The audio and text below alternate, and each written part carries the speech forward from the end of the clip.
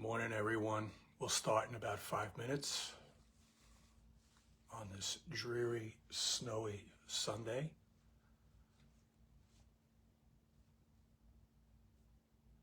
I just wanted to go live 5 minutes early to make sure this is being, everything's going okay. And I hope this goes on the Facebook page and is being recorded, but I think it is. So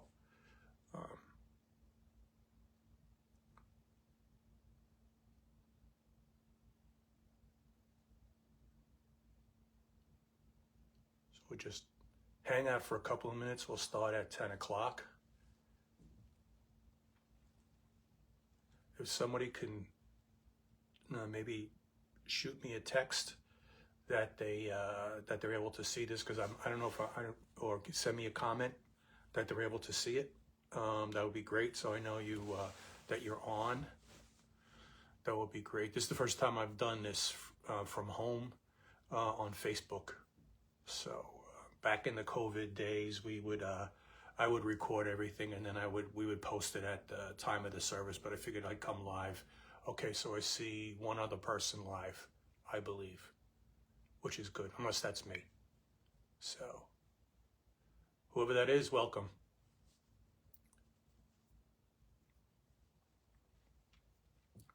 We got about 4 minutes or so.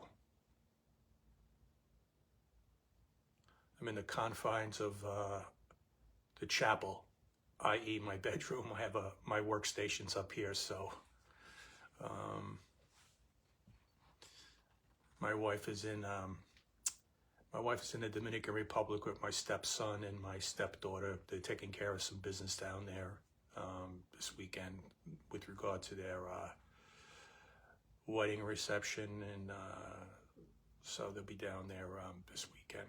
So I'm chilling out at home. It's me and my dog. So I see 2 people on the live feed. Great, welcome, whoever the second person is. Terrific.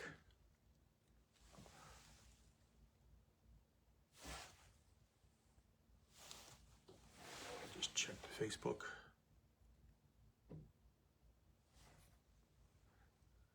Thank you, Cindy, for the birthday wishes.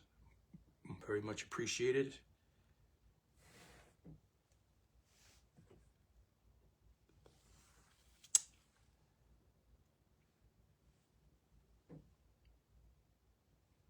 Okay, that.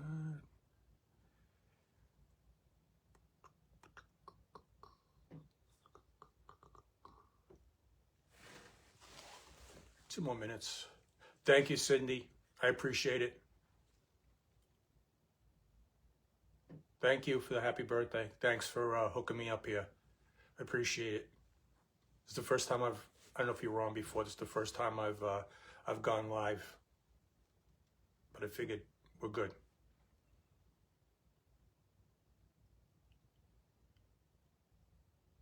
We'll give it 2 more minutes. I'm going to start exactly at 10. Cindy.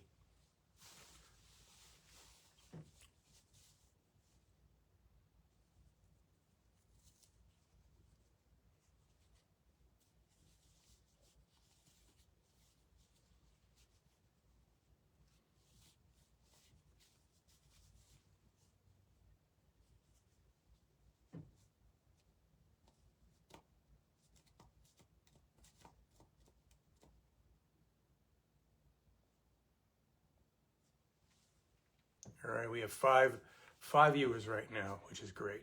And we're going to begin as soon as it hits 10.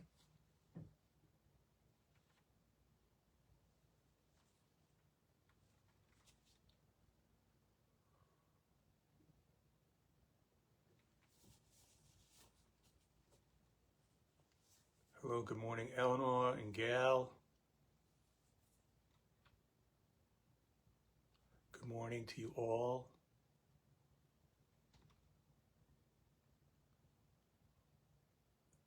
Give another 15 more seconds. We just hit 10.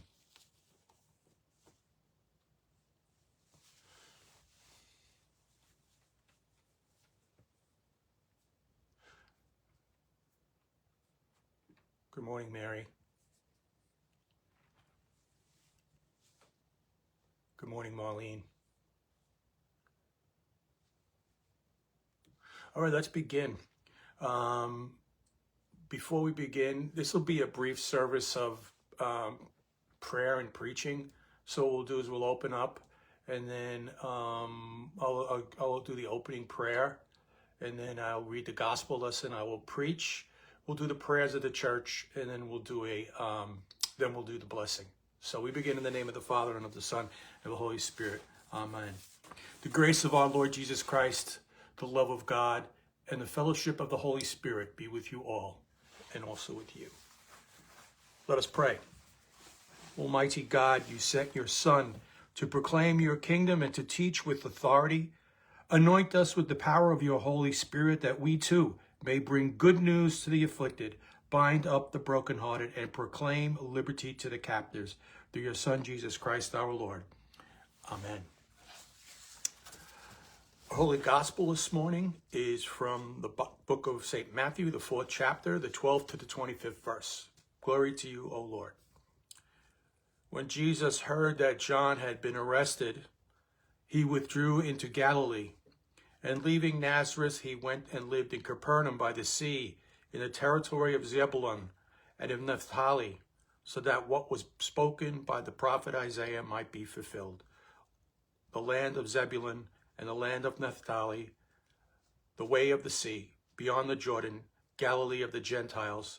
The people dwelling in darkness have seen a great light, and for those dwelling in the region and the shadow of death, on them a light has dawned. From that time, Jesus began to preach, saying, "Repent, for the kingdom of heaven is at hand." While walking by the Sea of Galilee, he saw two brothers, Simon, who was called Peter, and Andrew, his brother, casting a net into the sea, for they were fishermen. And he said to them, "Follow me, and I will make you fishers of men." Immediately they left their nets and followed him. And going on from there, he saw two other brothers, James, the son of Zebedee, and John, his brother, in the boat with Zebedee, their father, mending their nets, and he called them. Immediately they left the boat and their father and followed him. And he went throughout all Galilee, teaching in their synagogues and proclaiming the gospel of the kingdom and healing every disease and every affliction among the people.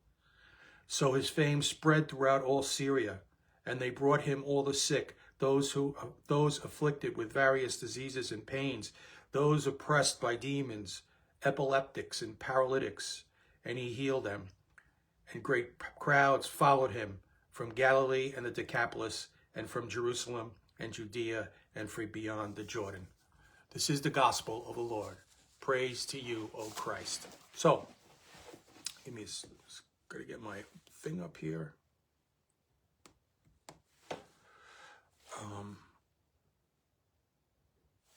So we heard it. This gospel lesson is chock full of stuff, right? We hear going back, Jesus leaving Nazareth and going back, or Jesus going to Nazareth, I should say, to begin his ministry. As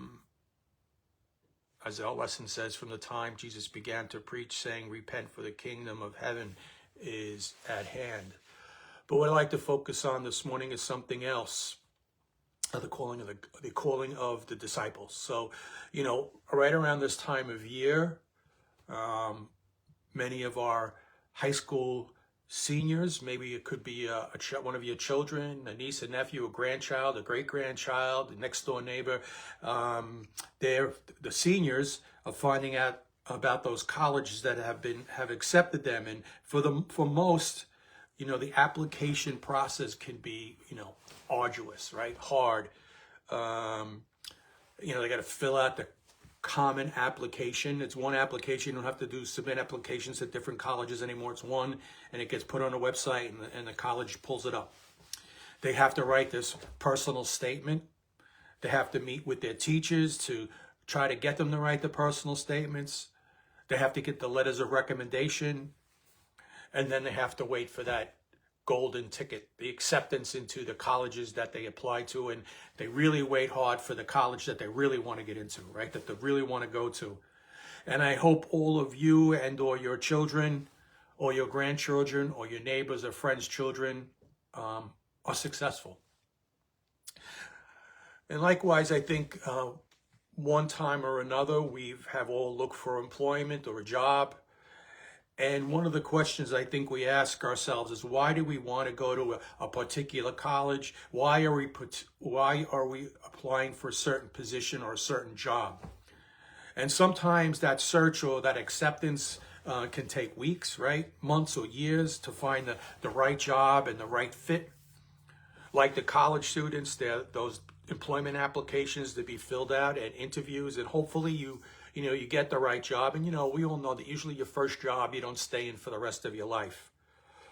And I would say at 90% of the time, you are the one looking for the college or the job. The college or the job generally isn't looking for you or come looking for you. But then again, we have these employment things now online. We have LinkedIn, and there's all these networking places that you can go to meet people to try to get a job. So for the last 2 weeks, we heard how Jesus' divinity was revealed in various titles: the Son of God, the Lamb of God, Rabbi, Messiah, the Christ. And as the prophet Isaiah foretold in our Old Testament lesson, Jesus goes to Capernaum by the sea to Galilee of the Gentiles to be a great light to that community. And as I reflected on this lesson, Jesus begins his ministry to this very unexpected community who, along with Jesus, would become the new Israel. Jesus didn't start in Jerusalem, where he ultimately would be falsely convicted, right, of insurrection, right, and crucified and died for us. And that's because Christ is for all, not just for the people in Jerusalem, but for the people in Nazareth, for the people here on Long Island. I'm home in Stony Brook right now. For the people in Stony Brook, for the congregation in Amityville and Lindenhurst and Massapequa and Babylon and all the surrounding areas. Today's lesson moves from those divine titles that we heard about Jesus in the last couple of weeks. He moves forward in that public ministry that I had mentioned. And this is where the action really begins in Matthew's gospel. And Jesus has, like the New York Yankees had a core four, Jesus calls his core four: Andrew and Peter and James and John. Jesus, the rabbi, calls his students very differently.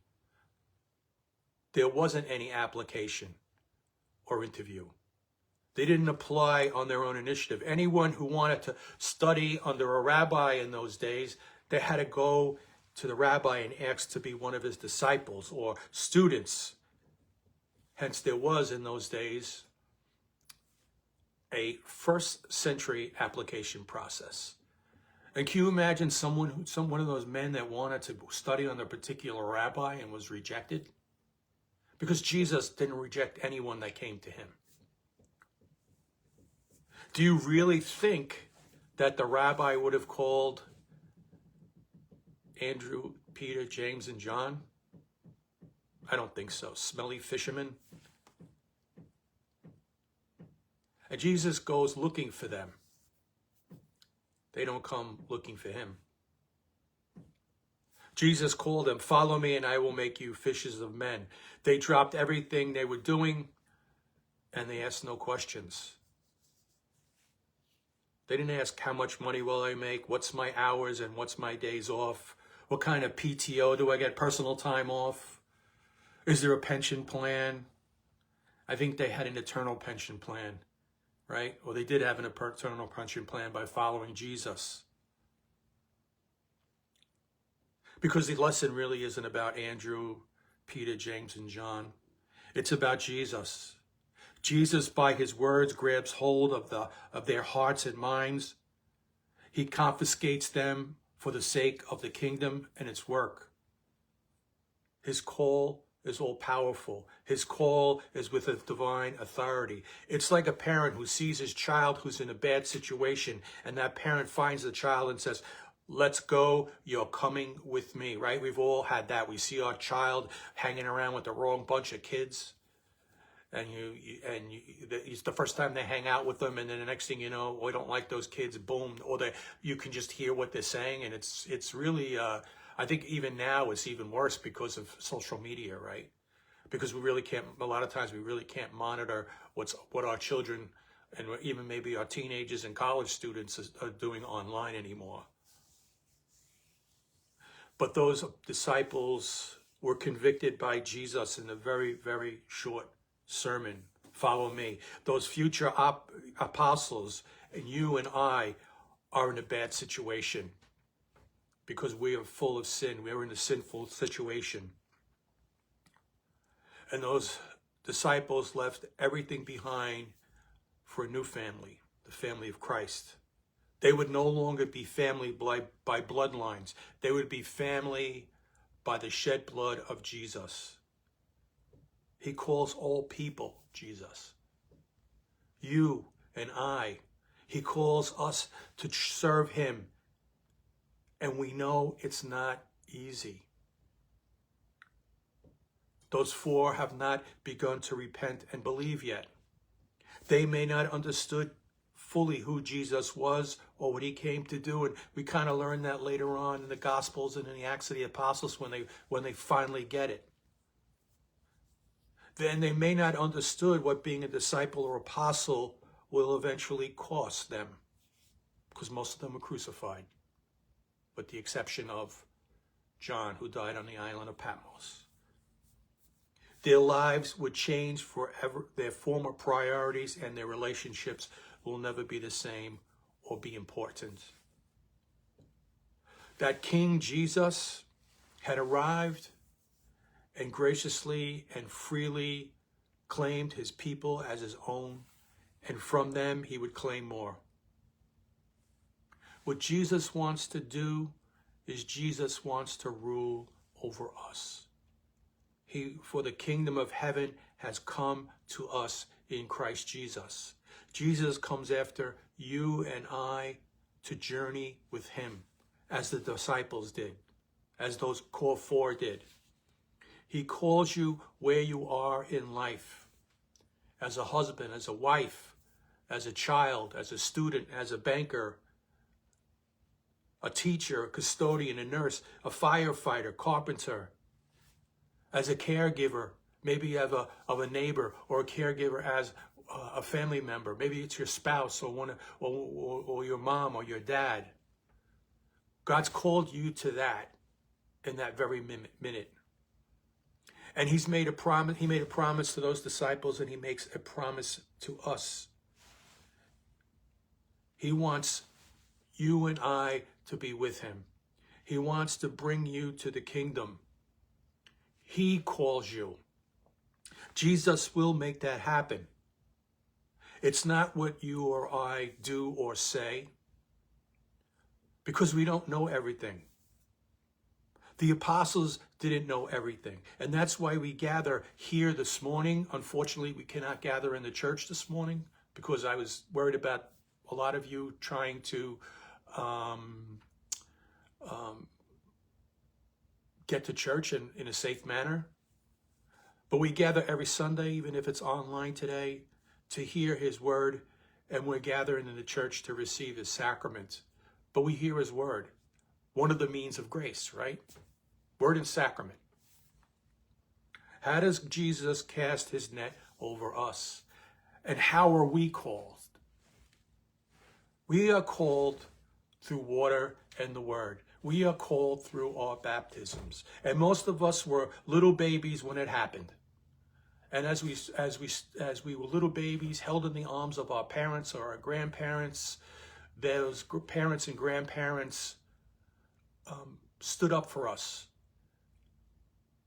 and promised and made the same promises that we make every Sunday when we pray the creed.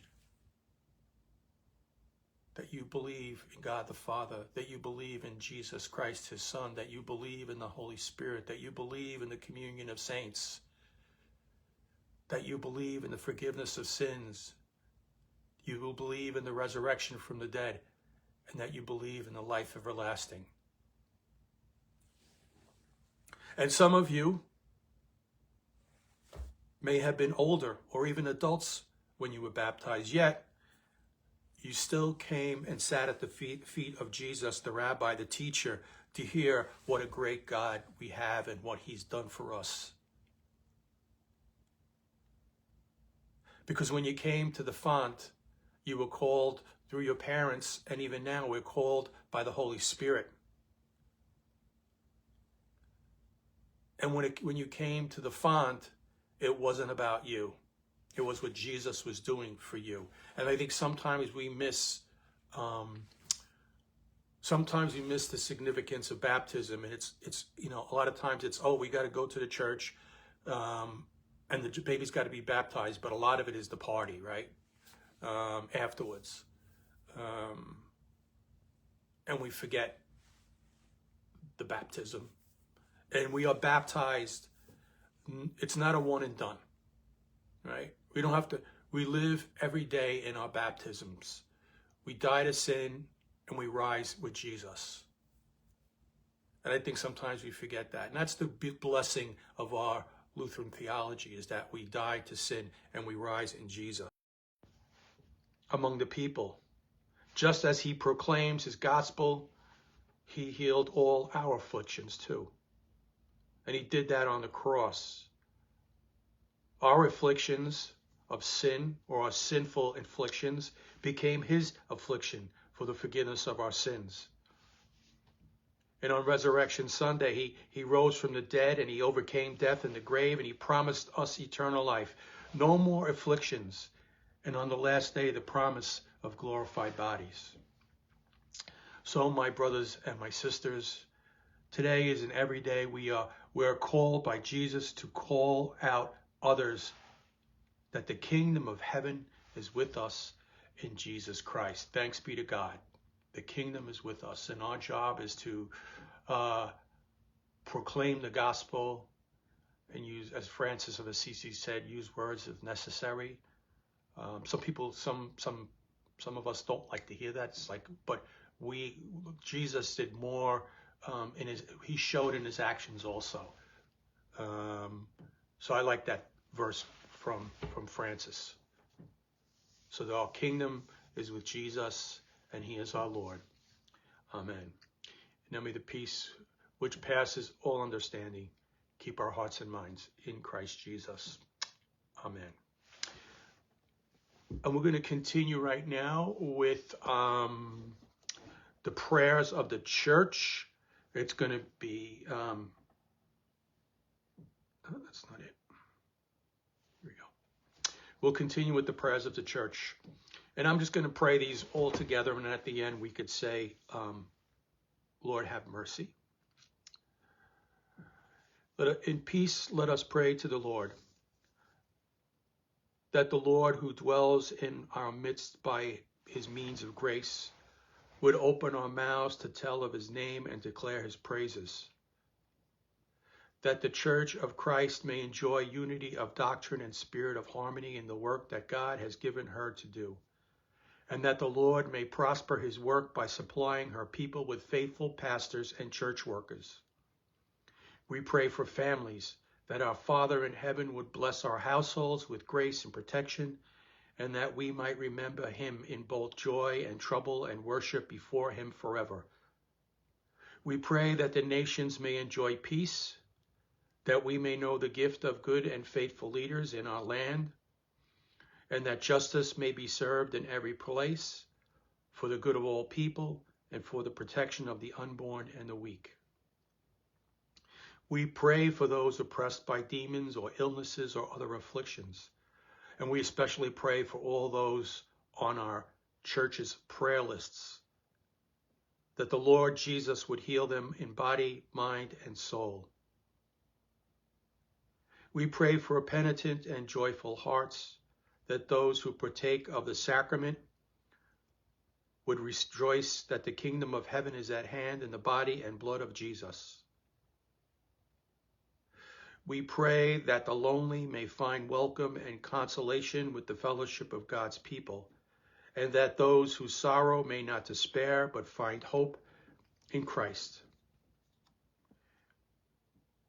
In thanksgiving for all those who have departed from this mortal life, especially for Perry Liberta, a member of St. Luke who died tragically at the beginning of the week.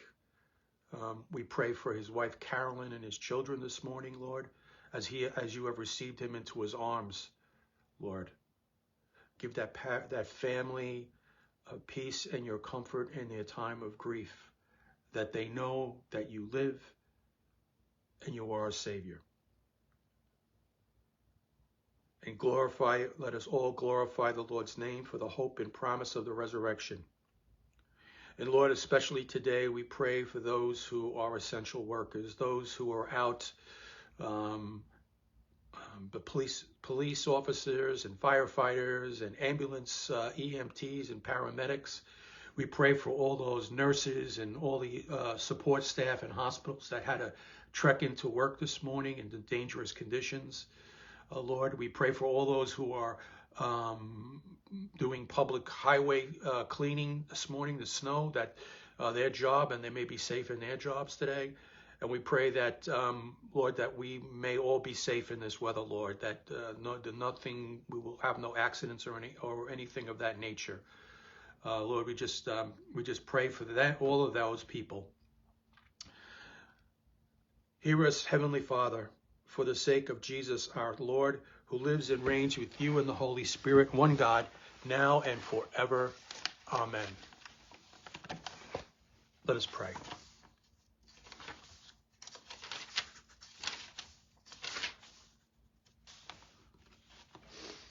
We give you thanks, Almighty God, that you have refreshed us through the healing power of this gift of life. And we pray in your mercy that you would strengthen us through this gift in faith toward you and in fervent love towards one another. For the sake of Jesus our Lord. Amen. And we'll end.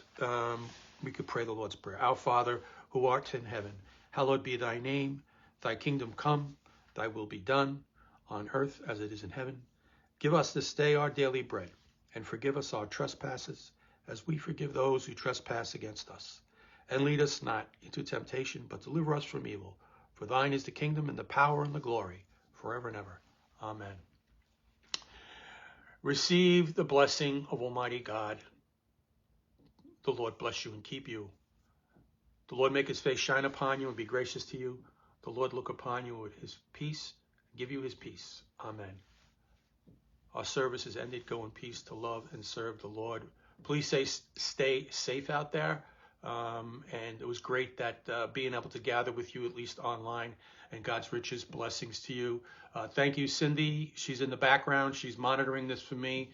And I guess it's going to, if anybody calls you, you can tell them it's on the Facebook page. Okay? Have a blessed day. Stay safe. Make some soup. For me, I make some pasta later on. And God bless you. Take care. Bye.